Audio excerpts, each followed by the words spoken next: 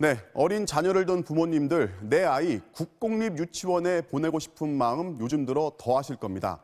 사실 유치원 숫자만 보면 국공립이 사립보다 많습니다. 그런데 원화 수를 보면 국립은 전국에 249명, 공립 17만 명, 그리고 사립이 전국 유치원생의 75%인 52만 명을 책임지고 있습니다. 국공립 입학을 두고 하늘의 별 따기라는 말이 그래서 나옵니다. 정부는 현재 25% 정도인 국공립 유치원 원화 수를 4년 뒤까지 40%로 끌어올리겠다고 합니다. 그럼 그동안은 왜 이렇게 적었을까요? 예산 부족 같은 정부의 정책적 한계였는지 아니면 사립유치원의 영역을 지켜주기 위한 눈치 보기였을지 김혜성 기자가 취재했습니다. 내년 7월 입주 예정인 동탄의 2,400세대 대단지 아파트. 분양 당시 단지 내 공립 단설 유치원 설립은 큰 장점으로 꼽혔습니다. 저희 집 주변에는 공립 유치원이 없고 한유치원 포함을 해서 여러 개 유치원들이 굉장히 좀 고가거든요. 신혼부부들도 있는 상태에서 공립 유치원이 들어온다고 하니까 굉장히 좀 메리트가 있습니다.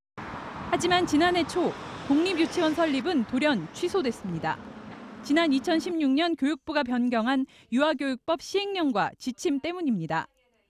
택지개발지구에는 신설 초등학교 정원의 4분의 1에 해당하는 인원수의 공립유치원을 의무적으로 짓게 했던 것을 교육청이 자율적으로 조정할 수 있도록 바꾼 겁니다.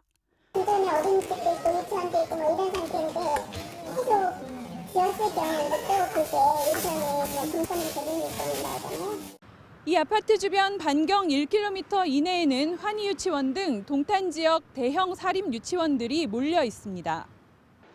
주민들은 사립유치원의 반대 때문일 거라고 의심합니다. 주위에 있는 유치원에서 굉장히 좀 압력이 들어온 걸로 알고 있다.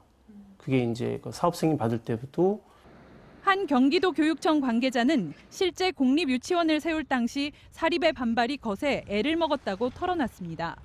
수를 적게 못 채우는 데서도 그렇지만 어떤 경기 나이도 그래서 어려운 문제였어요. 국공립 단설 유치원이 단 한 곳뿐인 경기도 용인시. 교육청은 지난해 한 초등학교의 빈 교실을 활용해 3학급의 병설 유치원을 단설 유치원으로 확대할 계획을 세웠지만 학부모들의 거센 반대로 무산됐습니다.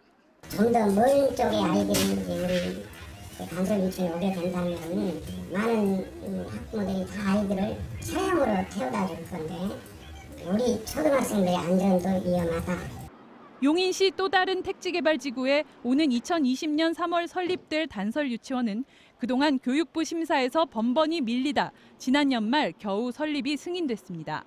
투자진다가 계속 떨어졌다가 지금 되면서 지금 추진을 한 거고요. 아무래도 유치원이 의무 교육이 아니다 보니까 이번 주 나올 종합 대책에서 국공립 유치원 확대가 가능한 실질적인 대책이 나올지 주목됩니다. MBC 뉴스 김혜성입니다.